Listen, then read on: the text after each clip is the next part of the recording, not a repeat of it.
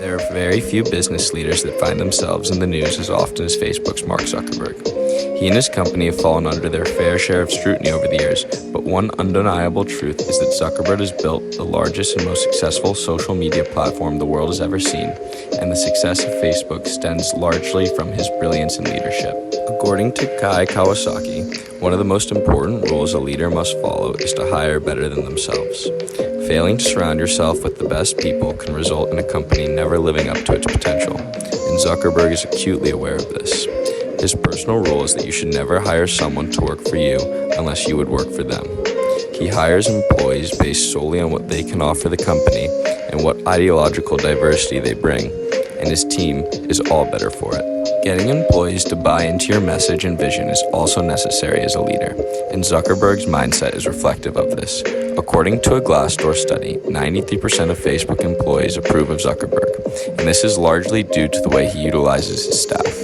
Until 2014, Facebook mantra was move fast and break things, encouraging employees to be constantly pushing the boundaries of what was possible, with the expectation that failure wasn't just okay, but inevitable. Zuckerberg motivates and inspires his employees by affording them the freedom to experiment creatively, stating, "Is this going to destroy the company? If not, let them test it." In doing so, he establishes and reinforces what Kawasaki refers to as a culture of execution. One of the most important traits to have as a leader, according to Guy Kawasaki, is empathy, and Mark Zuckerberg has that trait. Many might not think that, considering the scandals surrounding him, but he still does his best to help the world. In 2015, Zuckerberg and his wife, Priscilla Chan, announced they were giving 99% of their Facebook shares to charity, which at the time was valued at $45 billion. They even donated over $300 million to help the U.S. election process deal with challenges related to the COVID-19 pandemic by funding voting and protection equipment for polling workers.